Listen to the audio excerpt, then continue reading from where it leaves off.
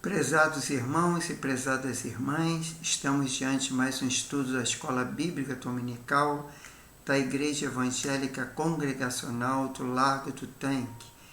E hoje nós daremos continuidade ao nosso estudo e nós falaremos sobre a lição 2, que tem como título a escolha entre a porta estreita e a porta larga. Mas antes de darmos início ao nosso estudo, vamos dirigir a Deus em oração, pedindo a sua bênção. Senhor Deus e Pai, muito obrigado por mais esse dia. Obrigado pela tua graça, tua misericórdia, teu amor, teu perdão. Obrigado porque o Senhor tem cuidado de nós, tem nos abençoado. E mais uma vez eu quero te louvar, te glorificar e te exaltar, Senhor, te agradecer também, Senhor, porque essa oportunidade de estarmos estudando a tua palavra, ensinando através da Escola Bíblica Dominical, que é tão importante para a nossa igreja, Pai. Abençoe cada um que vai assistir através das redes sociais, que o Senhor possa estar tendo discernimento, sabedoria, compreensão da Tua Palavra, e assim nós crescermos espiritualmente. Seja conosco, livra-nos de todo mal, é que eu te peço em nome do Senhor Jesus. Amém. Então vamos dar início à nossa lição, no qual nós temos o texto áureo, que é lá em Lucas 13, versículo 24, que diz: porfiai por entrar pela porta estreita, porque eu vos digo que muitos procurarão entrar e não poderão. Isso está lá em Lucas, como eu já falei, capítulo 13, versículo 24. Temos como verdade prática a porta estreita não é uma opção, mas a única alternativa disponível para o crente entrar no céu. Vamos ler agora a leitura diária, que na segunda-feira está lá em Provérbios 15, versículo 24, que diz: a ideia da porta estreita presente no Antigo Testamento. Já na terça-feira temos Mateus 5, versículo 39 e versículo 48, que te fala sobre os princípios celestiais, a porta estreita. Já na quarta-feira, temos em Mateus 16, versículo 24, e Romanos 6, versículo 6, Gálatas 5, versículo 24, que fala sobre a renúncia e a glória progressiva da porta estreita. Já na quinta-feira, temos 1 Coríntios 6, versículo 9 e 10, e Gálatas 5, 19 ao 21, que fala da recompensa de quem entrar pela porta larga.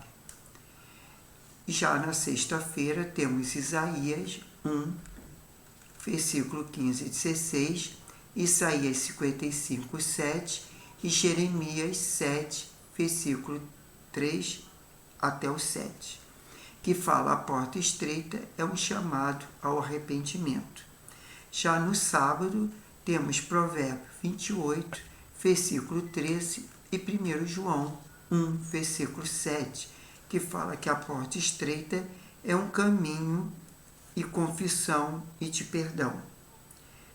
Vamos ler agora a nossa leitura bíblica em classe, que é em Mateus 7, versículo 13, 14 e depois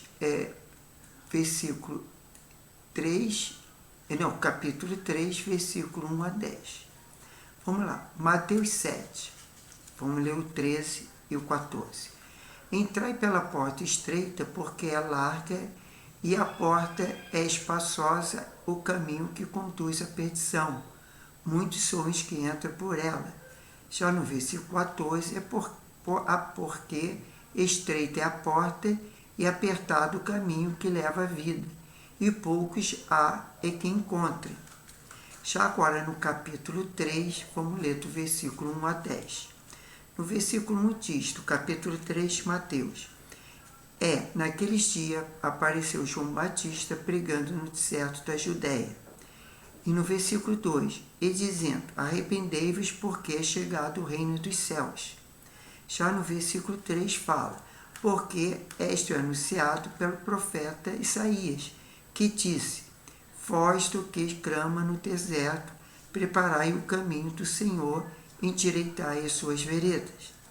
Já no versículo 4, o que João tinha sua veste de pelos de camelo e um cinto de couro em torno de seus lombos, e alimentava de gafanhoto e de mel silvestre. Já no versículo 5 diz, então ia ter com ele em Jerusalém e toda a Judéia e todas as províncias adjacentes ao Jordão. Já no versículo 6, e era por eles batizado no rio Jordão, confessando os seus pecados. Já no versículo 7, fala, e vendo dele muito dos fariseus e dos saduceus que vinham o seu batismo. Dizia-lhe, raça de víboras, quem de vós ensinou a fugir da ira futura? Já no versículo 8, produzi, pois, bons frutos, digno de arrependimento. E o versículo 9 diz, e não presumais de vós mesmos, dizendo, temos por pai Abraão, porque eu vos digo que mesmo destas pedras Deus pode suscitar filhos de Abraão. Já no versículo 10 e último, e também agora está posto um machado à raiz das árvores. Toda árvore, pois, que não produz bons frutos, é cortada e lançada no fogo. Então, isso aí nós acabamos de ler, Mateus 7, versículo 13 e 14, e Mateus 3, versículo 1 a 10. Agora vamos já partir dos comentários, e no comentário tem a introdução. Então, nós vamos falar que nesta lição estudaremos o símbolo da porta estreita e larga, do caminho apertado e do espaçoso. Nosso propósito é pontuar algumas razões que nos mostram por que devemos escolher a porta estreita e, do ponto de vista bíblico, como entrar pelo caminho apertado. Nesse sentido, veremos o início da nossa jornada, de levar em conta o caminho que nos conduz ao céu. Aí já no número 1 diz, portas e caminhos, como título, e vem o subtítulo número 1, a porta estreita é a ideia de uma porta estreita como um caminho para a vida está presente tanto na literatura judaica quanto na cristã. Por exemplo, essa concepção é encontrada no Antigo Testamento, lá em Provérbios 15, versículo 24. Sabemos que a porta é uma entrada existente de um edifício ou um muro de uma cidade, algo muito comum nos tempos antigos, em que a cidade era toda murada, e ao redor de todo o edifício havia uma porta estreita. Era por meio dessa porta que todos entravam e saíam da cidade. Já no número 2 temos o subtítulo, o caminho apertado. Quando falamos do caminho apertado, apontamos para a conduta, a maneira de viver que evidencia a salvação ou perdição. Nesse sentido, a linguagem vigorada do caminho apertado, conforme Mateus 7, aponta para que deseja a vida eterna. Não por acaso a palavra apertado vem do verbo grego tribó, que significa pensar como uva, espremer, pressionar com firmeza, caminho comprimido, contraído, metaforicamente, aborrecer, afligir e angustiar. Assim, o caminho apertado é que nos leva a praticar o ensinamento de Jesus, de modo bem concreto. Amar o inimigo, não praticar hipocrisia, acumular o tesouro no céu, tendo os outros princípios celestiais, ensinando no Sermão do Monte, conforme lá em Mateus 5, versículo 39 a 48. Já no item 3, temos como a porta, como subtítulo, a porta larga. O caminho espaçoso, a porta é larga, e o caminho espaçoso simboliza uma vida sem compromisso com Cristo. Segundo o padrão do mundo, essa porta recebe muitas pessoas que expressam a crença e valores segundo qual vã maneira de viver. Um caminho que tem seduzido muitos por meio da busca enfreada do prazer e da ideia que nega a Bíblia como nossa única regra de fé e contuta. Tratam-se, pois, de uma porta, de um caminho em que entram pessoas que vivem segundo suas próprias ideias, conforme Juízes 21, versículo 25. O que não te seja ajustar e aos ensinos das Escrituras Sagradas, conforme João 7, versículo 38. Temos como a sinopse 1, que a porta estreita e o caminho apertado representam uma vida de compromisso com Cristo. Temos como auxílio bíblico teológico os dois caminhos, o largo e o estreito, conforme Mateus 7, versículo 13 e 14, que nós já lemos. O caminho da morte e da vida aparece no Antigo Testamento.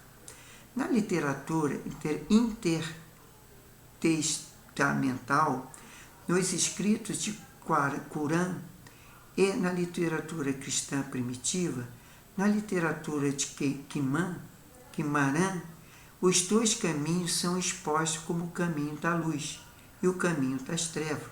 Jesus, de forma típica, apresenta as opções diante da audiência do paralelismo antitético. É uma porta para a vida, uma porta para a morte. A maioria das pessoas toma o caminho fácil, o qual é desastroso. A porta para a vida é difícil, é restritiva. Os verdadeiros discípulos são minoria. Dando o contexto de Mateus, a dificuldade da porta estreita e o caminho da justiça, a qual Jesus há pouco instruiu as pessoas. Já no item 2 de Algarismo Romano, temos como título Por que entrar pela porta estreita é difícil? Vamos lá. Número 1. Uma porta aberta, porém difícil. A porta para a entrada na pátria celestial está bem aberta, porém há muitos impedimentos para que uma alma humana a atravesse. O egoísmo, o ego, infrando a idolatria, dentre outros, contudo, nosso Senhor ensinou que para tomar o caminho do céu é preciso negar a si mesmo, deixar morrer o que somos para viver a vida com Ele, a fim de que resulte uma glória progressiva, indivisível, conforme Mateus 16, 24 e Romanos 6, versículo 6 e Gálatas 5, versículo 24.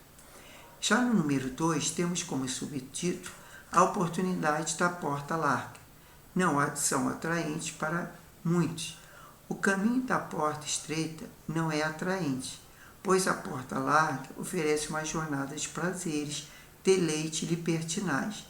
Entretanto, que andam nesse caminho são dominados pelas ilusões da vida, enredando-se uma sedutora fantasia, e o caminho de apego prazeroso ao mundo e o desprezo a Deus, conforme 1 João 2, 15, versículo 15 e 16, tragicamente, todos que amam o mundo não terão direito a entrar nos céus, conforme 1 Coríntios 6, versículo 9 e 10, e Gálatas 5, versículos 19 a 21. Por isso, o cristão comprometido com o Evangelho de Cristo sabe que o mundo passa e sua concupiscência, mas aquele que faz a vontade de Deus permanece para sempre, conforme 1 João 2, versículo 17. Vamos ampliar o nosso conhecimento? Temos aqui portas da cidade. No mundo antigo, as portas desempenhavam um papel crítico nas defesas de uma cidade. As portas geralmente eram de ponto mais fraco dos muros de uma cidade e, portanto, muitas vezes o ponto de ataque dos exércitos sitiantes para uma cidade ser forte não bastava um muro maciço, tinha que ter portas fortes. A porta da cidade também era o local dos tribunais judiciais, bem como o local onde os impostos eram recolhidos. Conforme Jeremias 38, versículo 7, indica que o rei realizou a corte em uma das portas de Jerusalém. Quando profetas do Antigo Testamento atacam a injustiça, eles frequentemente se referem às portas da cidade como lugar de justiça, conforme Amós 5, versículo 15. Amplie mais o seu conhecimento lendo o dicionário Bíblio Becker. Muito bem, que é da editora CPAD, página 400. Agora, no item 3, temos o subtítulo As Razões da Exigência. Diferentemente da porta larga e do caminho espaçoso, a porta estreita e o caminho apertado requerem uma transformação interior, uma decisão pessoal, uma disposição em seguir na contramão da maioria. Só começa a trilhar pelo caminho da porta estreita quem reconhece em Cristo como um pecador, conforme 2 Coríntios 12, versículo 9, e com a disposição de viver uma vida dirigida por Ele, como um novo começo, conforme 2 Coríntios 5, versículo 17. A partir dessa jornada, o Evangelho nos faz caminhar em santidade, seguir as pessoas e Cristo e andar como Ele andou, conforme 1 João 2, versículo 6. Então estaremos prontos para criar raízes e enfrentar obstáculos da nossa jornada cristã, conforme Lucas 8, versículo 13 e 14. Já temos a segunda hipnose, que é seguir pelo caminho apertado, requer uma disposição em seguir na contramão da maioria. Temos como auxílio bibliológico a porta, que é uma palavra mencionada muitas vezes na Bíblia Sagrada. Na versão KJV, em inglês, é a tradução de 7 palavras hebraicas, é uma grega. Dos termos hebraicos frequentemente usados para deter, referindo-se patelete, referindo-se à própria porta, é pentak, uma porta da entrada. A palavra porta é utilizada tanto no sentido literal como no modo figurativo. No uso literal, por exemplo, conforme Gênesis 9:6 e 9 e 2 Reis 9, versículo 10, as portas comuns eram feitas de madeira, mas às vezes eram feitas de espessos pedaços de pedra, tanto para umas casas como para as tumbas. Cadeados de madeira, latão e ferro eram usados, conforme Juízes 3, versículo 24 e 25. Nas tendas, as portas eram abertas e cobertas por uma aba, conforme Gênesis 18, 1 e 2. No figurativo, provavelmente,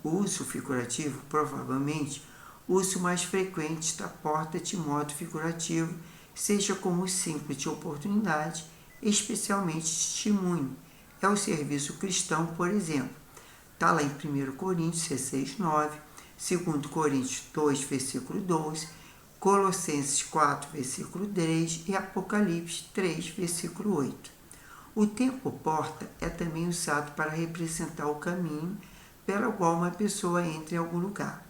O próprio Cristo é a porta pela qual o ser humano alcança a salvação, conforme João 10, versículo 9, e conforme Atos 14, versículo 27, e conforme Oséias 2, versículo 15. Aquele que está próximo é considerado como estando à porta, conforme Mateus 24, versículo 33 e Tiago 5, versículo 9, e Apocalipse 3, versículo 20, e ainda Gênesis 4, versículo 7. Agora vamos lá. No item 3 da revista Eucaristia Romano tem como título Entrando pela porta e pelo caminho do céu. No número 1, temos como subtítulo Arrependimento de pecados, por meio da palavra do arauto divino. João Batista, em Mateus 3, versículo 1 a 10, a mensagem pregada por ele era para entrar no reino de Deus. É o arrependimento. João é uma voz que escoa entre o Antigo e a Nova Aliança, confirmando a palavra do profeta no Antigo Testamento, pois sua mensagem de arrependimento era a mesma pregada por Isaías e Jeremias, conforme Jeremias 1, versículo 16, 15, Jeremias 55, versículo 7, Isaías 1, versículos 16 e 15, Isaías 55, versículo 7, aí sim Jeremias 7, versículos 3 a 7. Por essa razão, é importante ponderar que o arrependimento bíblico não é uma questão meramente emocional, tá? Mas uma disposição para mudar de ideia e um exercício que envolve o aspecto mental e moral do pecador. Por meio da pregação e da aceitação do Evangelho, mediante a ação regeneradora do Espírito Santo, o pecador renuncia ao pecado, reorienta a vida e afirma a resolução de deixar o caminho espaçoso para tornar o caminho que conduz para a vida eterna. Já no item 2, tem como subtítulo a confissão de pecados. O ministério de João Batista foi impactante, de modo que iam ter com ele toda a Judéia e província no Jordão, conforme Mateus 3, versículo 5. Os que iam até o Jordão confessavam seus pecados para serem batizados. Ora, a Bíblia diz que todos pecaram e separados estão da glória de Deus, conforme Romanos 3, versículo 23. Sem que o homem reconheça que é pecador, jamais compreenderá que precisa de um Salvador. Nesse aspecto, a confissão pessoal dos pecados é uma perspectiva nova que aparece com o ministério de João Batista. Em Israel, a confissão era nacional e citava no dia especial como o dia da expiação, conforme lá em Números 5, versículo 7. Por meio do modelo da vida de João Batista, a confissão de pecados passou a fazer parte da tradição cristã. Deste modo, a pessoa confessa seus pecados, conforme Salmo 32, versículo 5, e afirma que crê em Deus poderoso e Salvador, conforme Romanos 10, versículo 9 e 10. Assim quanto o homem reconhece em confissão que é um pecador, ele recebe o perdão de seus pecados, conforme Provérbios 28, versículo 13 e 1 João 1, versículo 7. Agora, partindo para o número 3, tem o subtítulo, produzindo o fruto de arrependimento. Então, para João Batista, o batismo e a confissão somente não seriam as provas verdadeiras da mudança de vida. Era preciso apresentar fruto da vida como a marca de um arrependimento sincero. Em Lucas, podemos contemplar frutos concretos de João Batista. Esperava que se arrependesse, honestidade, misericórdia, respeito e autoridade, dentre outros, conforme Lucas 3, versículo 11 a 14. Isso era a prova que a natureza da pessoa havia sido verdadeiramente transformada. Portanto, uma pessoa que teve um encontro verdadeiro com Jesus produzirá frutos dignos de arrependimento, uma nova forma de pensar e agir, um novo estilo de vida, conforme Mateus 3, 2, Mateus 21 e 29 e Marcos 1, versículo 15. Hipnose 3 fala: o verdadeiro encontro com Jesus produz o crente fruto digno de arrependimento. Partindo para a conclusão, no momento que inicia a sua jornada com Cristo, o cristão deve ter a consciência de que escolheu o caminho estreito e a porta apertada. Para trilhar o caminho do céu, isso significa que precisamos renunciar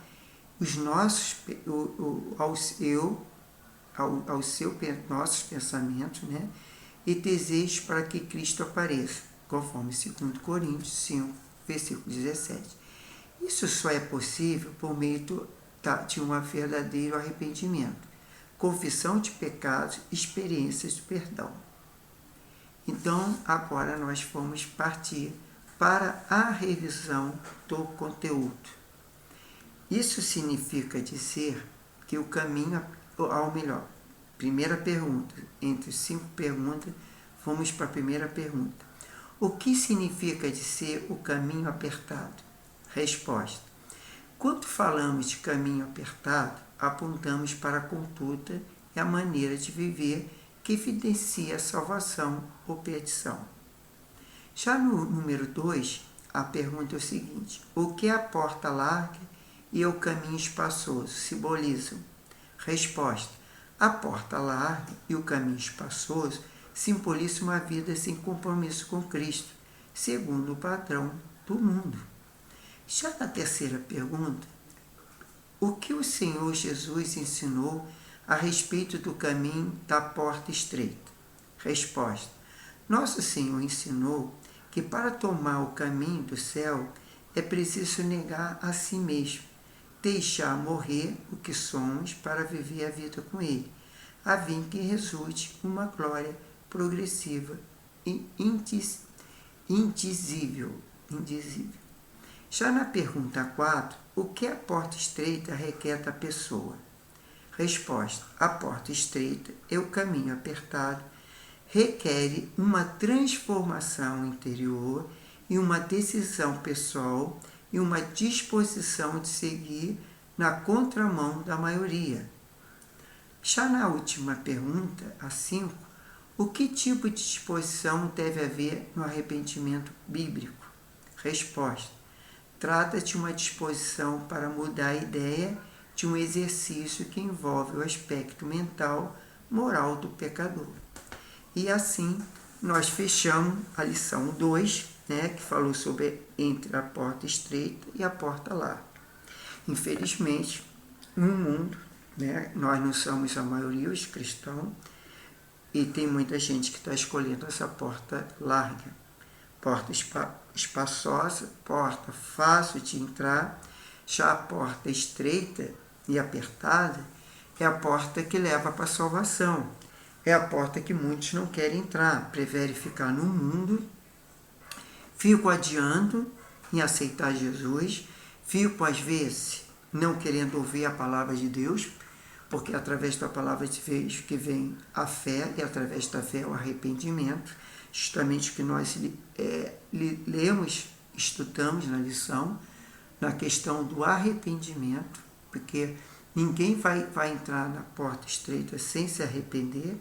Temos que arrepender de tudo aquilo que fizemos para o mundo, embora vivemos no mundo, mas não somos do mundo, mas a gente não pode viver pelas coisas do mundo, que são só os desejos da carne, Nós devemos viver o desejo do Espírito. E qual é o desejo que o Espírito nos traz? É o desejo de louvar a Deus, de adorar a Deus, confiar em Deus, ter fé em Deus, buscar a Deus a cada dia e sermos umas pessoas com fruto do Espírito, que é ter longanimidade, bondade, mansidão, domínio próprio. Isso tudo requer de um cristão, porque o verdadeiro cristão ele tem que buscar isso. Eu sei que às vezes é muito difícil, nem todos conseguem ter domínio próprio, muitas vezes, nem todos conseguem, às vezes, em momentos de fúria e raiva, ele não trata-se com paciência, com domínio próprio, então ele muitas vezes faz dar mau testemunho, mas a gente tem que buscar, através do Santo Espírito de Deus, essa busca para nós sermos santificados e procurarmos fazer tudo aquilo que o Espírito Santo nos concede, que são as coisas, os frutos do Espírito Santo. E a próxima lição, a lição 3, a gente vai falar o céu é o destino do cristão. É muito importante a gente falar sobre o céu, a importância de nós irmos para o céu, porque como o apóstolo Paulo falou, se nós limitarmos apenas essa vida aqui, que a gente nasce, vive e morre, nós seremos os mais infelizes de todos os homens. Por quê?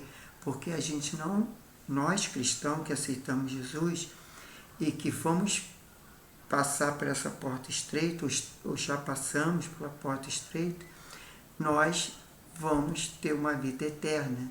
Quer dizer, a gente vai ter uma vida sem sofrimento, sem dor, sem angústia, sem tribulação, que é morar no céu. Então vamos agradecer a Deus por mais essa lição. Vamos pedir a bênção do Senhor para esse dia.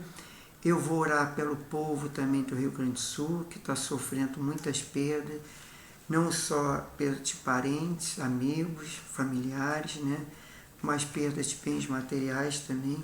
Que Deus possa ter misericórdia e abaixar aquelas águas e que as pessoas possam ser restabelecidas e que através dessa angústia e sofrimento o pessoal seja mais sensível à voz do Espírito Santo, à voz de Deus, para que venha se arrepender e se converter a Cristo e buscar a força em Cristo.